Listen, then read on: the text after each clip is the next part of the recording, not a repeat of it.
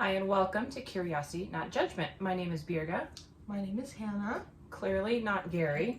Gary's traveling, and I asked him what he thought about having a conversation with my daughter, because really wanted to hit on the theme of being curious among the generations. And this is something that we have lived out for the last number of years in our home.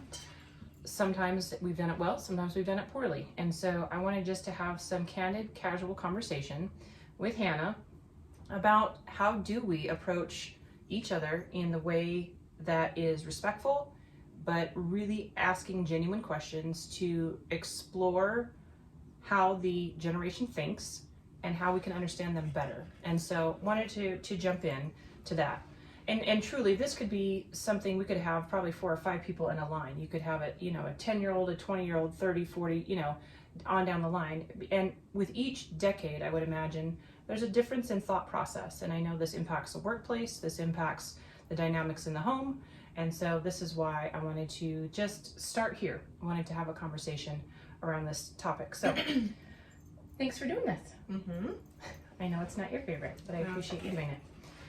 So I know that I struggled probably the most with understanding I'm going to say your generation, and it's probably more than just you and your immediate peers. Yeah. But I really struggled with how fast and how deep you all got drawn into social media. Mm-hmm. Social media was introduced when I was probably in late high school. I think Facebook has been around now for 20 plus? No, that long? Maybe. I think they just had their 20th. That could be. Facebook has been around for a while, right? You've never had a Facebook account. Right. I still don't. So Instagram was the first one, right? Then Snapchat? Yeah. Instagram, I would say, then Snapchat, then, I don't know. Maybe Twitter took off a little bit in between then. Yeah, I'm saying for you, for what you and your peers were doing. Oh. Were you guys tweeting? No. Well, no. I wasn't. I think that was maybe millennials, the generation up. But I was doing, there was this app called Kik, and it came out in when I was in 7th or 8th grade, so 2014.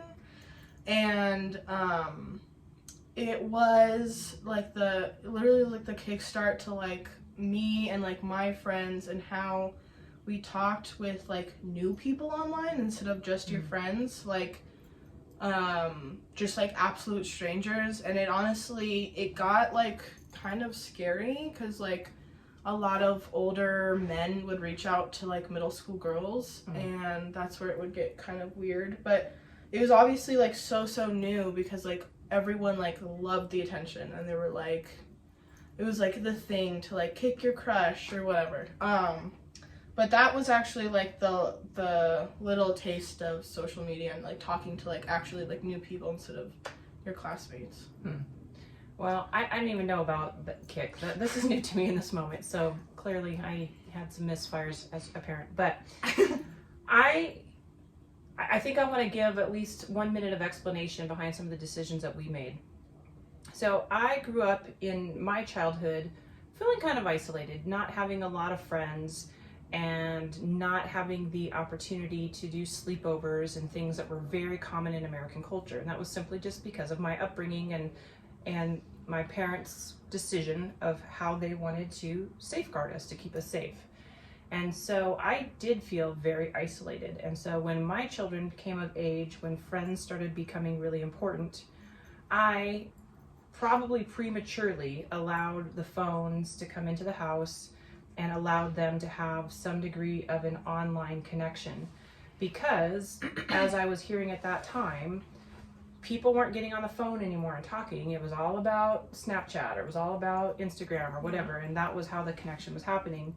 And so I was trying to be a mom that was going to keep my kids safe online, but I also understood the isolation that happens when you don't have access to your peers. And so I was trying to strike this balance. But I don't know, looking back to your 6th grade, 7th grade self, do you feel like it went too far too fast?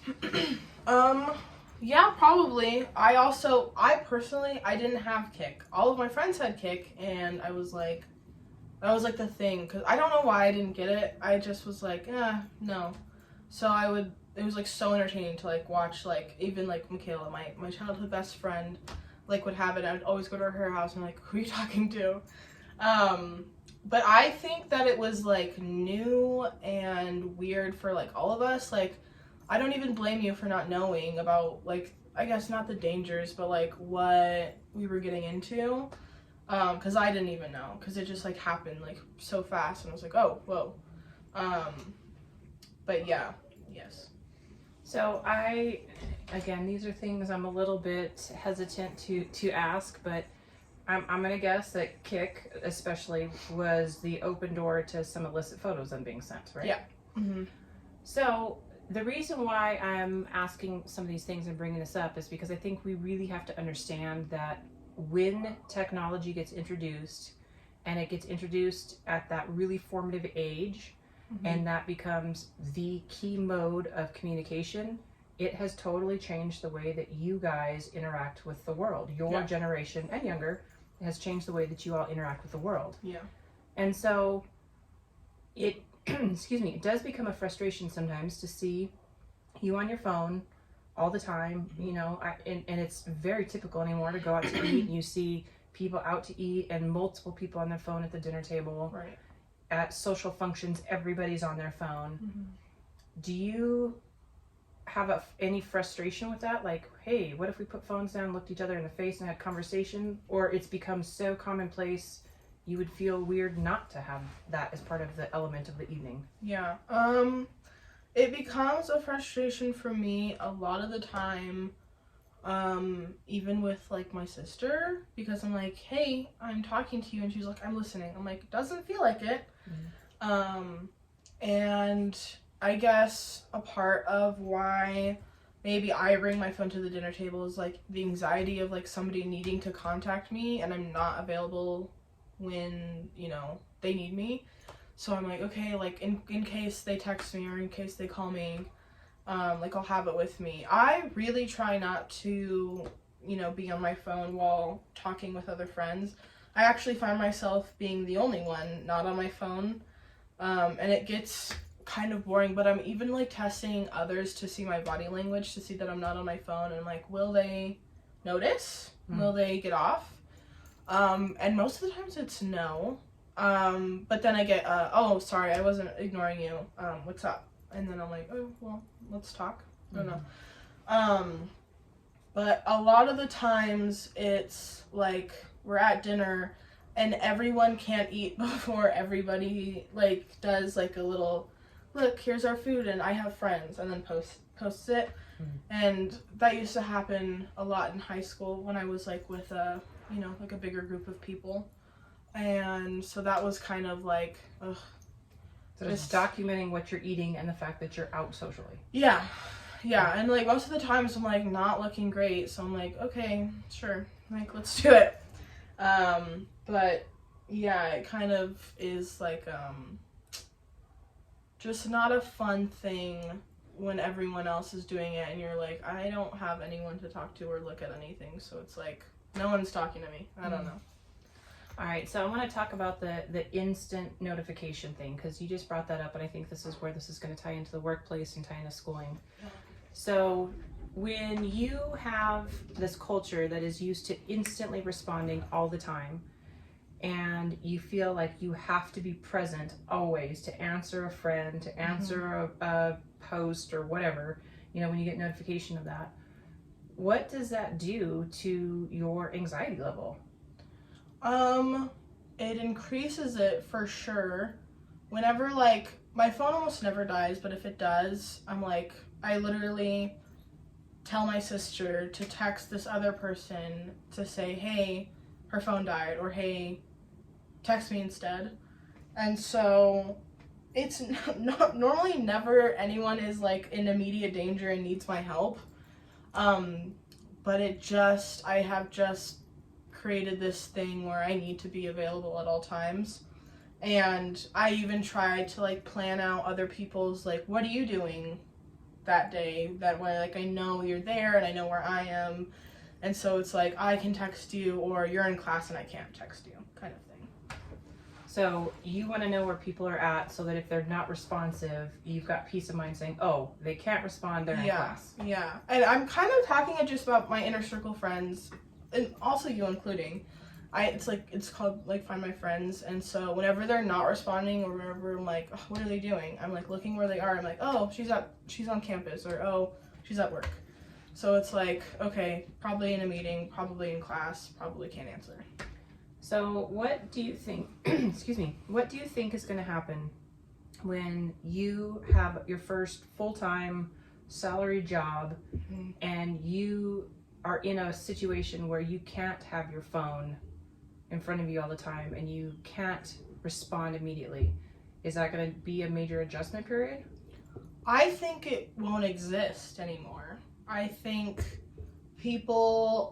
there's like very few jobs that I think people just aren't not on their phone anymore. Like whether it be through like a laptop, when you're working, you can also like receive text on your laptop, and you can receive, like that kind of like information where you need to like look up like, hey, this, and this. Or, like I know I want to be a teacher when I grow up, and I see so many teachers just already integrating technology through like education and like learning, and sometimes you have to like look up how to spell a word, and I'm just gonna pull it up on my phone. So I think there's like getting like very like a smaller and smaller percentage of jobs where phones are acceptable just to use. Where they aren't acceptable? No, where they are. Oh. Like you having your phone out is acceptable. Because even in school, it used to be like you need to put your phones away. But now it's like everybody has their phone out at all times, and the teacher's talking, and like they're just on their phones, and the teacher's on their phone. So it's like... And for clarity, so we're talking about third year of college. So this isn't high school. Yeah. So at third year of college, all students are on their phones and teachers are on their phones. Yeah. Yes. Like teachers will like look up something on their phone, and it's like not weird. Or it's like, I don't know. It's just like normal to like, even kids have like AirPods in. Like, sure. Okay. But do you feel like teachers are responding to personal text in the middle of a class?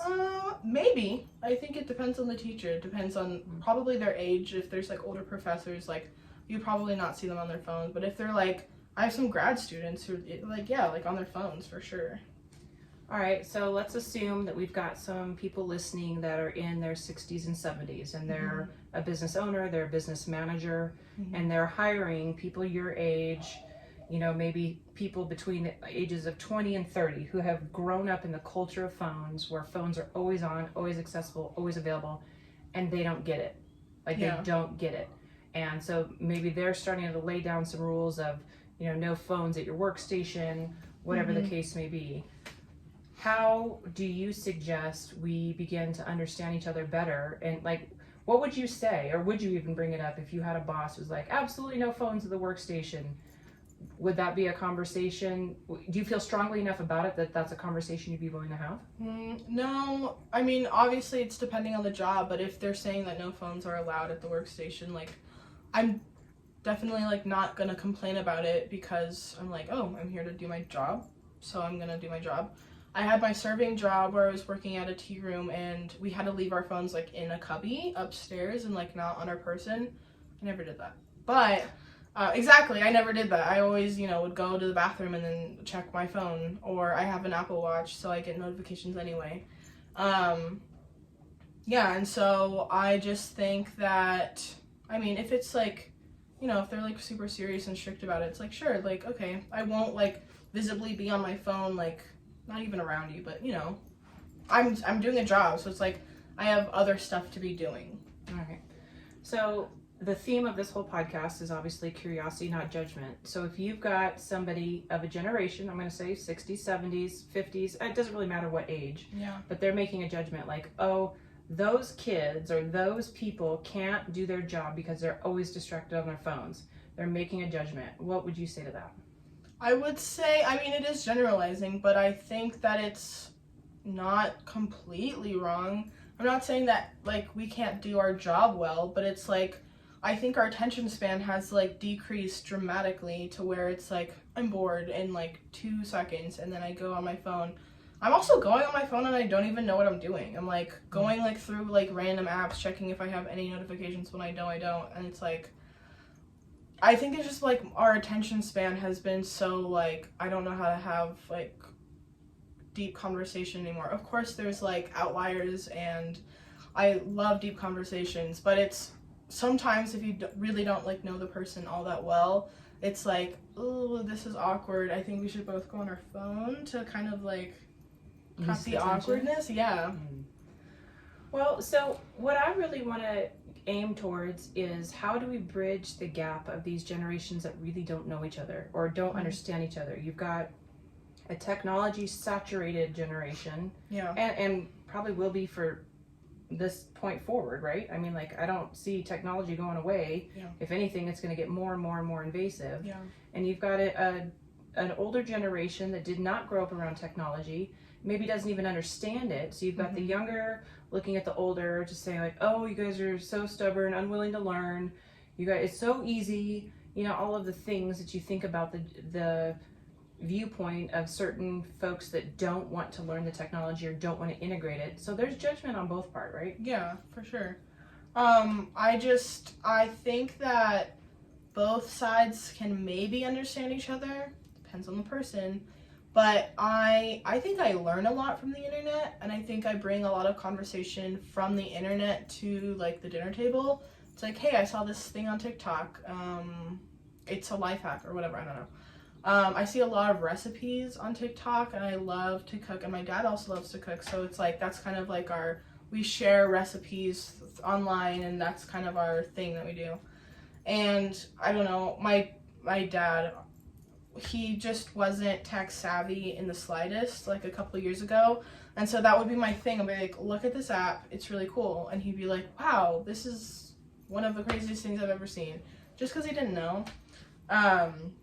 But then even him, he's like 51, 50, 52. And so even he's gotten like the hang of it. He can like use a phone. Sure, he does voice to text for everything, and he actually can't type. But I think that he's gotten the hang of it, and he's even like reaching like the point of curiosity where it's like, what's more? What else can I do? Yeah. So one of the things that I think happened during COVID specifically was isolation maybe opened up the possibility for a generation that didn't want to learn technology to say, this is the only way I'm going to connect to my kids and my grandkids. I have to learn it. And so there was some positives, I think, that happened with the forcing of communication online just so that we could stay connected person to person. But, as we become a more and more mobile society, I hope you guys choose to stay here in Albuquerque. I want to be around you and, future spouses and grandkids. But the reality is people are now taking jobs all over the world. And as we get scattered, technology really is going to be the platform for us to maintain relationship.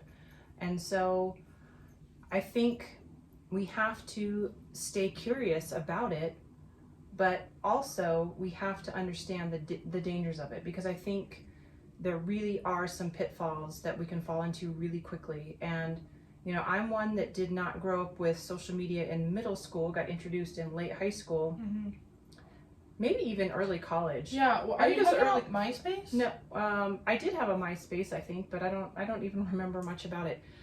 Okay. Being accepted or dejected by your peers online, I guess that's what I'm getting at, was not present when I was in high school. And I'm so thankful that I didn't have to deal with that. Yeah.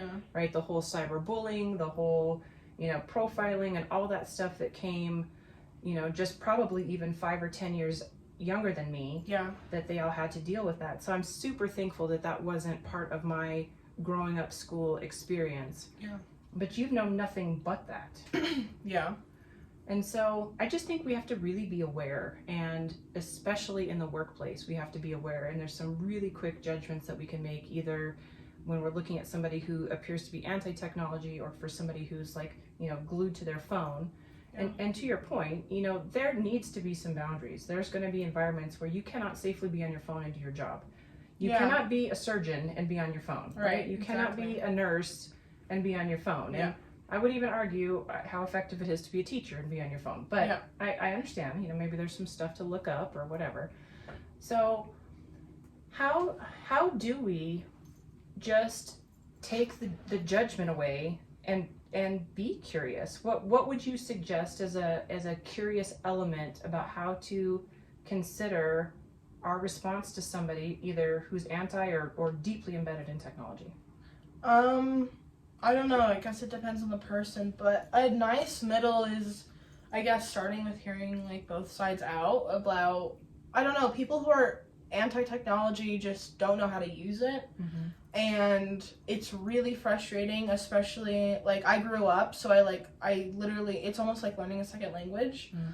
And so people who are like 60 or 70 trying to start a new language is really, really hard because, you know, it's your brain's not as past the nimble. time of, you know, trying to absorb information for it to stick. So, I guess being aware of like the older generation or people who are just not that into technology, being present in the moment is super important. And I think people forget that like eye contact and body language is all part of being present. And so I think being present, but also maybe even like showing them or teaching them something like new in regards to technology is maybe like, hey, I'm not actually texting my friend. I'm actually, you know, like looking up this park that is open for us to go to. I don't know. But I guess just kind of like meeting in the middle and maybe having a conversation first about what is going on, like what we like, what we don't like, and how to be present. All right, one last thought I wanted to cover before we complete today's conversation is just about online personas and how the generations choose to project themselves. And obviously you can speak to yours. Yeah. I think for my generation, it's almost like a label of who you are and your viewpoints and what you stand for. So I'll have Hannah Alden. I don't actually really know what my bio says, but on my page you can kind of see, hey, she has these friends, and I'll click on their profiles and they like these, and so these are the kind of people that she hangs around with, so this is her vibe. Especially on TikTok, I think if you're more of a creator and you post like frequent videos, you'd be like, this is my viewpoints, these are my recipes, and this is what I like to do for fun. So it's like you already really know what they're about, and that's how they present themselves. Right. That's how they would like to present themselves.